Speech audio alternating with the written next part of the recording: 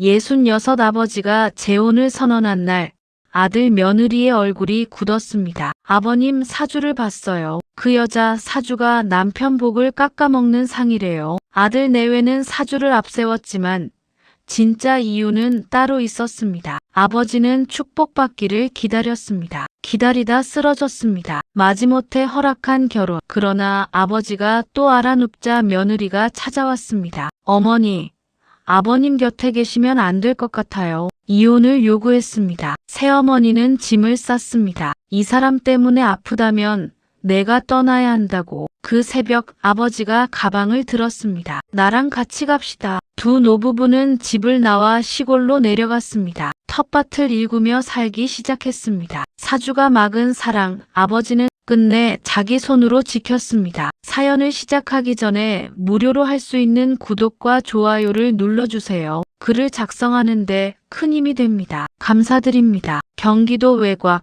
낮은 산자락 아래 오래된 2층 집이 있었습니다. 마당에 감나무가 한 그루 있었습니다. 봄이면 새잎이 돋고 가을이면 감이 주렁주렁 달렸습니다. 집주인 박병수는 매일 아침 그 나무 아래에 앉아 커피를 마셨습니다. 66살이었습니다. 머리가 휘었고 허리가 약간 굽었습니다. 그러나 눈빛은 맑았습니다. 아내를 먼저 보낸 것이 10년 전이었습니다. 병수는 그 이후로 혼자 살았습니다. 아들 내외가 같은 동네에 살았지만 병수는 혼자 밥을 지었고 혼자 장을 봤습니다. 누구에게 기대는 것이 불편한 성격이었습니다. 젊었을 때 작은 사업을 일거자수성가했습니다. 이제는 건물 몇 채에서 나오는 임대, 수입으로 넉넉하게 살고 있었습니다. 마을 경로당에서 오 씨를 만난 것은 그의 봄이었습니다. 오말순, 62살, 남편을 일찍 여의고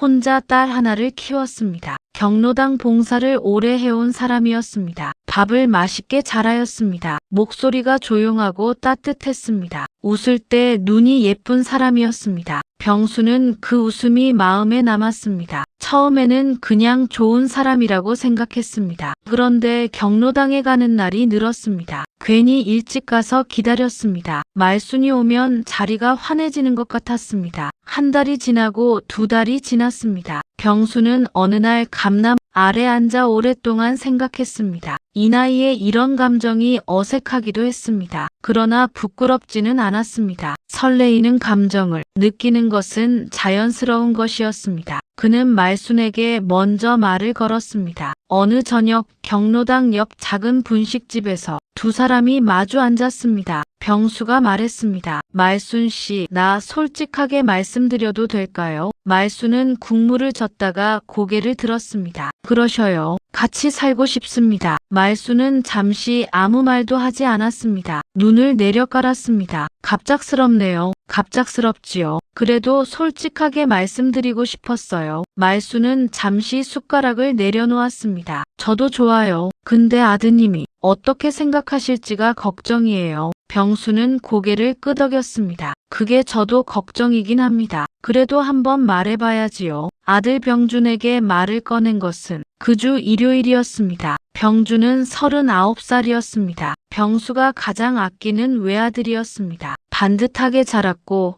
직장도 안정적이었습니다. 아내 혜진과 함께 근처에 살면서 자주 아버지 안부를 챙겼습니다. 병수는 저녁을 차려놓고 말했습니다. 아버지가 할 말이 있어. 병준이 젓가락을 들다 멈췄습니다. 무슨 말씀이요? 재혼을 생각하고 있다. 식탁이 조용해졌습니다. 혜진이 먼저 얼굴이 굳었습니다. 병준도 잠시 말이 없었습니다. 갑자기요? 갑자기는 아니다. 오 씨라는 분인데 경로당에서 만났다. 좋은 분이야. 병준이 물었습니다. 어떤 분이에요? 재산은요? 자식은요? 병수는 그 말을 들으면서 잠깐 눈을 내리깔았습니다. 그런 걸 왜 먼저 묻느냐? 아버지, 나이 드시면 그런 거 잘 봐야 해요. 접근하는 사람들이 얼마나 많은지 아세요? 내가 사람 하나 못 알아보겠냐? 아버지가 재산이 있잖아요. 병수는 밥그릇을 내려놓았습니다. 더 말하지 않았습니다. 며칠 뒤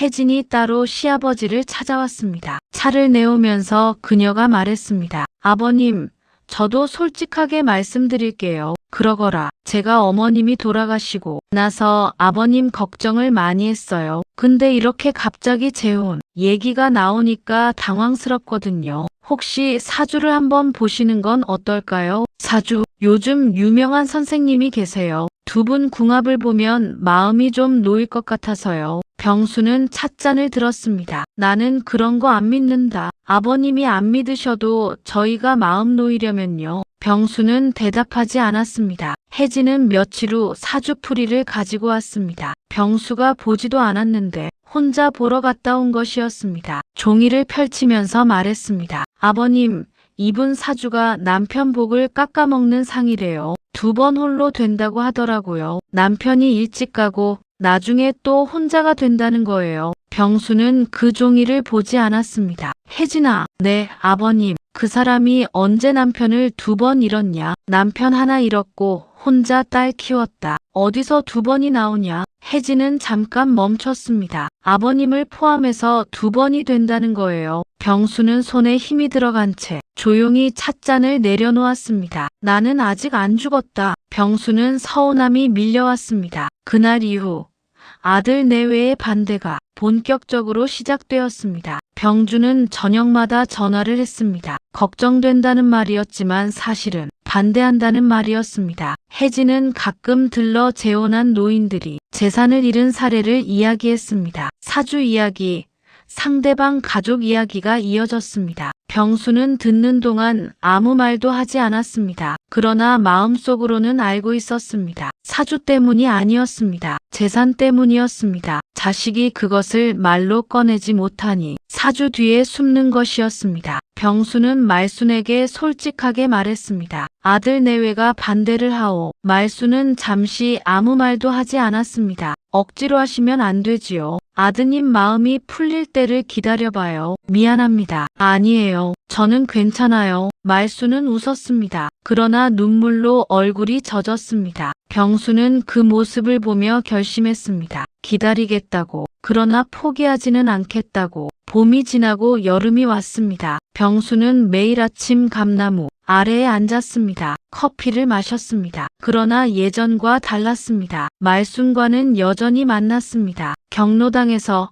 동네 마트에서. 그러나 아들 내외의 눈치가 보여 조심스러웠습니다. 두 사람은 멀리 앉아 눈인사를 했습니다. 가끔 잠깐 이야기를 나눴습니다. 그것으로는 부족했습니다. 병수는 그것을 알았습니다. 그러나 어쩔 수 없었습니다. 아들 내외의 축복을 받고 시작하고 싶었습니다. 아내가 죽고 힘들고 외로운 시간을 아들 내외가 함께하여 주었습니다. 그것이 그의 고집의 이유였습니다. 가을이 되었습니다. 감나무에 감이 열렸습니다. 병수는 혼자 따지 않았습니다. 예전에는 사다리를 타고 직접 땄는데 올해는 그냥 두었습니다. 병준이 왔을 때 말했습니다. 아버지, 감 안 따요? 올해는 안 단다. 왜요? 병수는 대답하지 않았습니다. 병준은 아버지 얼굴을 보았습니다. 살이 빠진 것 같았습니다. 눈 아래 그늘이 짙었습니다. 아버지, 식사는 하셨어요? 먹었지. 얼굴이 안 좋아 보여요. 나이 들면 다 이런 거다. 병주는 뭔가를 더 말하려다 멈췄습니다. 재혼 이야기를 꺼내기 싫었습니다. 아버지도 꺼내지 않았습니다. 두 사람은 그냥 마당에 앉아 있었습니다. 서로 다른 것을 보면서. 겨울 초입,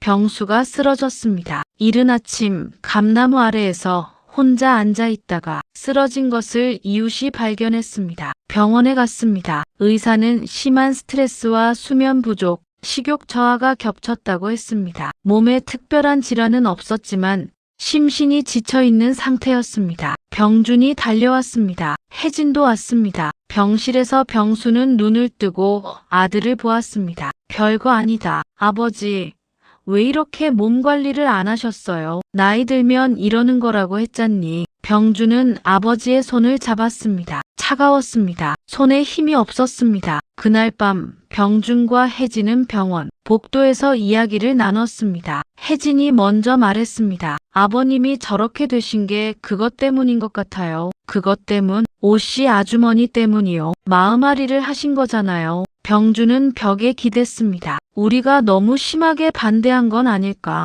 혜진은 잠시 아무 말도 하지 않았습니다. 재산 문제는 나중에 어떻게든 되겠지요. 사주야 뭐 아버지가 저 지경이 됐는데. 두 사람은 서로를 바라보았습니다. 무언의 눈짓을 서로 주고받았습니다. 다음 날 아침 병준이 아버지 병실에 들어갔습니다. 병수는 창밖을 보고 있었습니다. 한겨울 구름이 많은 잿빛 하늘이었습니다. 아버지, 왜? 병준이 의자를 당겨 앉았습니다. 오씨 아주머니, 만나셔도 돼요. 병수는 고개를 돌렸습니다. 뭐라고? 재혼하세요. 병수는 한동안 아들 얼굴을 바라보았습니다. 눈이 붉어졌습니다. 그러나 울지 않았습니다. 그래서 일이 된 게 아니다. 압니다. 아버지가 원한 건 너희의 축복이었다. 병준이 고개를 숙였습니다. 미안해요, 아버지. 병수는 창밖을 다시 보았습니다. 진심으로 축복해줄 날이 올 거라 믿겠다. 그는 그렇게 말하고 잠시 눈을 감았습니다. 혼례는 이듬해 봄에 조용히 치러졌습니다. 말순의 딸도 왔습니다. 병준과 혜진도 참석했습니다. 모두가 즐겁게 웃고 있었고 진수성찬의 음식이 있었고 모두의 축복이 있었습니다. 병수는 그날 오랜만에 크게 웃었습니다. 말수는 눈물을 닦았습니다. 행복해서 우는 눈물이었습니다. 두 사람은 병수의 집에서 함께 살기 시작했습니다. 말수는 아침에 일찍 일어나 밥을 지었습니다. 오랜만에 된장국 냄새가 온 집안에 퍼졌습니다. 병수는 그 냄새에 눈을 떴습니다. 집안에 온기가 돌고 행복한 결혼의 시작이었습니다. 몸도 조금씩 회복되고 있었습니다. 밥맛도 맛있고 얼굴에 혈색이 생겼습니다. 경로당에도 다시 나갔습니다. 병준이 집에 다녀가며 말했습니다. 아버지, 좋아 보여요. 그렇지. 너희가 좋으니 나도 좋구나. 병준은 웃었습니다. 혜진도 웃었습니다. 그러나 두 달이 지나면서 병수가 다시 기침을 시작했습니다. 봄비가 많았던 해였습니다. 감기인 줄 알았는데 낫지 않았습니다. 병원에 갔더니 폐에 물이 찼다고 했습니다. 노인에게 드물지 않은 증상이었습니다. 입원을 했습니다. 혜진이 병원에 달려왔습니다. 말순이 병실 옆을 지키고 있었습니다. 밤새 자리를 지켰습니다. 눈 아래 그늘이 짙었습니다. 혜진은 그 모습을 보면서도 무언가를 다시 떠올렸습니다. 병수가 쓰러진 것, 재혼 후 다시 아팠다는 것, 그리고 예전에 읽었던 사주풀이, 남편 복을 깎아먹는 상. 혜진은 스스로에게 말했습니다. 아니라고, 우연이라고. 그러나 그 생각은 밤새 사라지지 않았습니다. 병수가 퇴원하고 나서 이틀째 밤이었습니다. 혜진이 병준에게 조용히 말했습니다. 오빠, 나 솔직히 말할게요. 뭐? 아버님 처음 쓰러지셨을 때 어머님 만나기 전이잖아요. 그리고 결혼하고 나서 또 아프셨잖아요. 그건 봄에 습기가 많아서. 오빠는 안 이상해요. 그 사주에서 뭐라 했어요. 남편이 먼저 간다고 했잖아요. 병준은 아무 말도 하지 않았습니다. 내가 맞을 수도 있잖아요. 이대로 더 아프시면 어떡해요. 병준은 천장을 보았습니다. 그 밤 이후 혜진의 태도가 달라졌습니다. 혜진은 말순에게 따로 찾아왔습니다. 어머님, 드릴 말씀이 있어요. 말순은 부엌에서 나오면서 손을 닦았습니다. 그래, 무슨 말이니? 제가 솔직하게 말씀드릴게요. 어머님 사주를 다시 봤어요. 남편 복이 약한 분이라고 하더라고요. 아버님이 2번 아프셨잖아요. 말순은 잠시 혜진을 바라보았습니다. 결혼 전에도 아프셨잖니. 그때는 어머님 때문에 마음이 힘드셔서였고 이번엔 몸이 더 안 좋아지신 거잖아요. 말순의 표정이 굳었습니다. 그래, 지금 무슨 말을 하고 싶은 거니? 혜진은 잠깐 눈을 내리깔았습니다. 어머님이 계시는 동안 아버님이 계속 아프시면 저희가 감당이 안 돼요. 말순은 손을 탁자 위에 올렸습니다. 이혼하라는 거예요? 혜진은 대답하지 않았습니다. 그 침묵이 대답이었습니다. 말순은 그날 밤 혼자 방에 앉아 있었습니다. 병수는 거실에서 텔레비전을 보고 있었습니다. 기침 소리가 들렸습니다. 말순은 그 소리를 들으면서 눈을 감았습니다. 나 때문인 걸까? 그 생각이 들었습니다. 잊으려고 했습니다. 이 사람 옆에 있는 것이 이 사람에게 해가 된다면. 말순은 오랜 시간 앉아 있었습니다. 창밖에 봄비가 내렸습니다. 그녀는 결국 천천히 짐을 꾸리기 시작했습니다. 다음 날 이른 아침이었습니다. 말순이 작은 가방을 들고 거실로 나왔습니다. 병수는 감나무 아래에 나가 있었습니다. 아침마다 앉는 자리였습니다. 말수는 그리로 갔습니다. 이보시오, 영감. 병수가 고개를 들었습니다. 말순의 손에 가방이 있었습니다. 어디 가오? 말수는 잠시 말을 골랐습니다. 제가 잠깐 친정에 가 있어야 할 것 같아요. 병수는 가방을 보았습니다. 작지 않은 가방이었습니다. 무슨 일이요? 며느리가 어젯밤에 왔다 갔어요. 병수의 눈이 좁아졌습니다. 뭐라 했소? 별말은 아니에요. 말순 씨, 영감, 나 때문에 아프시면 안 돼요. 병수는 천천히 일어났습니다. 기침이 나왔습니다. 참았습니다. 며느리가 뭐라 했소? 솔직하게 말해요. 말수는 눈을 내리깔았습니다. 사주 때문에 영감이 계속 아프다고요. 제가 있는 게 해가 된다고요. 병수는 한동안 말순을 보았습니다. 그리고 가방을 받아들었습니다. 어디 두면 돼요? 그게 아니라 내가 갈 때를 정해놨소. 말순이 고개를 들었습니다. 무슨 말이에요? 병수는 가방을 들고 안으로 들어갔습니다. 그는 자신의 방 옷장을 열었습니다. 조용히 옷 몇 벌을 꺼냈습니다. 가방에 넣었습니다. 오래된 수첩을 꺼냈습니다. 거기에 적힌 번호를 보았습니다. 충청도 시골 친구의 번호였습니다. 몇 해 전에 귀촌한 친구였습니다. 전화를 걸었습니다. 영씨가, 병수야, 웬일이야? 거기 빈 방 있냐? 있지. 왜? 나 내려가도 되냐? 언제? 오늘. 전화기 너머에서 잠깐 침묵이 흘렀습니다. 무슨 일이야? 내려가서 얘기하마. 병수는 거실로 나왔습니다. 말순이 소파에 앉아 있었습니다. 울지 않았습니다. 그러나 눈가가 붉었습니다. 병수는 그 앞에 앉았습니다. 말순 씨,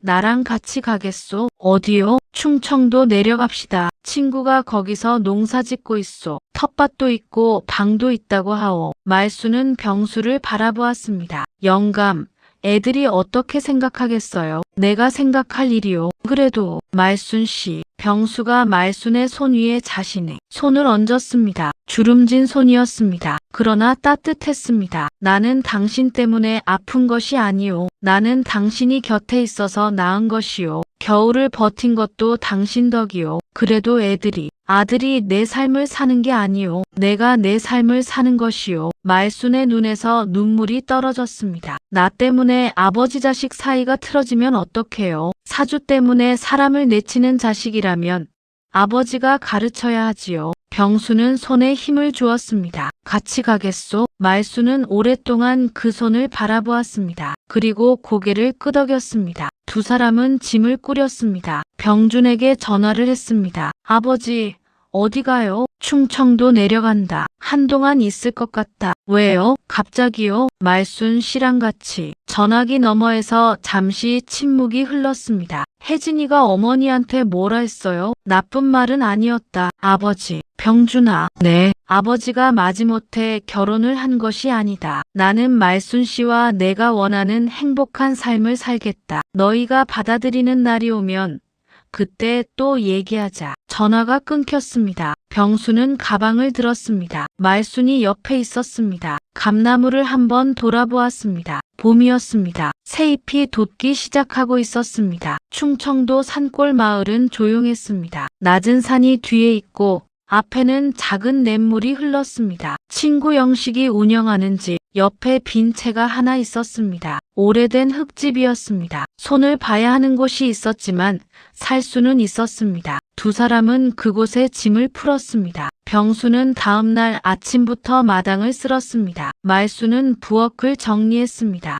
영식이 와서 텃밭 경계를 가르쳐 줬습니다. 작은 밭이었습니다. 흙이 부드러웠습니다. 상추랑 고추는 4월에 심으면 돼. 감자는 이달 말에 심고. 병수는 메모를 했습니다. 농사가 처음이라 틀릴 수도 있네. 처음에 다 틀리지. 그래도 자꾸 하다 보면 늘겠지. 영식이 웃었습니다. 첫 주가 지났습니다. 병수는 흙을 고르고 말수는 씨앗을 심었습니다. 손이 느리고 허리가 아팠지만 고됨보다 보람되고 즐거웠습니다. 저녁마다 두 사람은 마루에 앉았습니다. 산 너머로 해가 졌습니다. 하늘이 붉었습니다. 말순이 보리차를 내왔습니다. 병수는 그것을 마시면서 말했습니다. 이상하게 기침이 줄었소. 공기가 좋아서요. 그것만은 아닌 것 같소. 말순이 물었습니다. 그럼 뭐예요? 마음이 편하니까. 말순은 잠시 먼 산을 보았습니다. 저는 아직도 내가 영감한테 해가 되는 건 아닌지. 말순 씨. 네. 꽃에 물 주면 피지요? 그렇지요. 나는 지금 물을 받고 있소. 당신한테. 말순의 눈이 붉어졌습니다. 무슨 말씀을? 사주가 어쩌고 관상이 어쩌고 하는데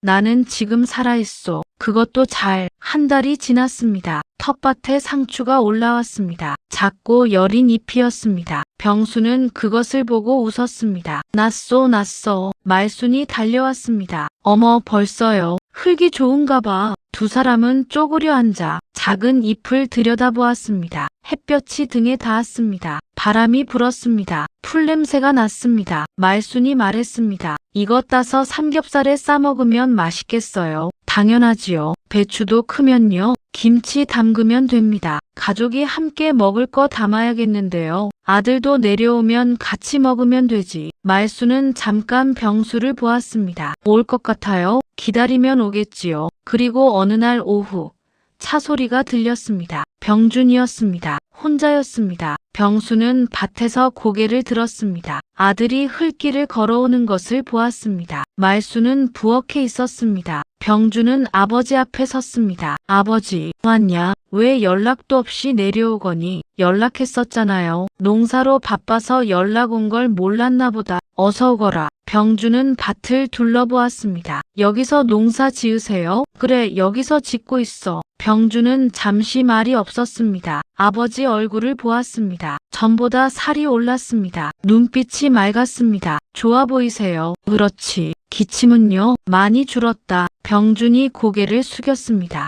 혜진이가 어머니한테 심한 말했어요. 제가 막았어야 했는데. 병수는 아무 말도 하지 않았습니다. 미안해요, 아버지. 아들. 네. 사과는 어머니한테 해야 하지 않냐? 병준은 고개를 들었습니다. 부엌 쪽을 보았습니다. 병준이 다가갔습니다. 어머니, 말수는 그를 보았습니다. 드릴 말씀이 있어요. 그래, 말해보거라. 병준이 허리를 낮춰 고개를 숙였습니다. 제가 어머니를 처음부터 잘못 오해했어요. 사주 뒤에 숨어서 다른 걱정을 했지요. 잘못했습니다. 말수는 한동안 그 모습을 보았습니다. 눈물이 차올랐습니다. 나도 내 걱정을 충분히 이해한단다. 나는 이 집에 갑자기 들어온 사람이잖니. 죄송해요. 그래도 고마워. 이렇게 와줘서. 저녁에 세 사람이 밥상에 앉았습니다. 말순이 차린 밥이었습니다. 된장찌개, 직접 뽑은 상추 무침, 달걀 반찬, 소박했습니다. 그러나 가족이 함께하니 따뜻했습니다. 병수가 말했습니다. 상추가 텃밭에서 난 거다. 병준이 한 입 먹었습니다. 맛있네요. 그렇지. 밥을 먹는 동안 이야기가 오갔습니다. 마을 이야기, 농사 이야기, 영식이 이야기, 웃음도 나왔습니다. 식사가 끝나고 병준이 설거지를 했습니다. 말순이 옆에서 행주를 건넸습니다. 혜진이는 왜 안 왔니? 죄송해서 못 오겠다고 했어요. 다음에 같이 오겠다고요. 말순이 웃었습니다. 오면 맛있는 밥 해줄게. 감사해요, 어머니. 그 말이 자연스럽게 나왔습니다. 말순은 행주를 접으면서 눈물을 닦았습니다. 소리 없이. 병준이 돌아가는 날 아침이었습니다. 감나무 아래에는 아직 아무것도 없었습니다. 마당의 감나무는 경기도 집에도 있었습니다. 이곳 마당에는 작은 복숭아 나무가 한 그루 있었습니다. 아직 앙상했습니다. 그러나 봄 끝에 꽃이 필 것이었습니다. 병수는 아들을 배웅하면서 말했습니다. 또 오너라. 네, 아버지. 혜진이도 데려오고. 그럴게요. 차가 멀어졌습니다. 병수는 마당에 서서 그것을 보았습니다. 말순이 곁에 다가왔습니다. 두 사람은 나란히 서서 빈 길을 바라보았습니다. 다음엔 올 것 같아요. 오지요. 그해 가을. 복숭아 나무에 복숭아가 열렸습니다. 작고 단단한 것들이었습니다. 아직 덜 익은 것도 있었습니다. 그래도 달고 맛있었습니다. 말순이 하나를 따서 병수에게 내밀었습니다. 병수는 받아 한 입 베었습니다. 달아요. 그렇죠. 당신이 잘 키운 덕이요. 말순이 웃었습니다. 두 사람은 나무 아래에 앉았습니다. 바람이 불었습니다. 복숭아 잎이 흔들렸습니다. 멀리서 냇물 소리가 들렸습니다. 옛 어른들이 말했습니다. 사주는 길을 보여주지만 걷는 것은 사람이 한다고 남이 그어준 선 위에서 살지 않았습니다. 기다렸고 버텼고 결국 자신이 원하는 곳으로 걸었습니다. 사주가 틀렸다는 것이 아니었습니다. 사주보다 사람이 먼저라는 것이었습니다. 텃밭에는 매년 봄이 왔습니다. 상추가 나고 고추가 열리고 복숭아가 달렸습니다. 두 사람은 그것을 함께 일구고 수확의 기쁨을 맛보았습니다. 그렇게 그들의 행복한 삶을 이어갔습니다.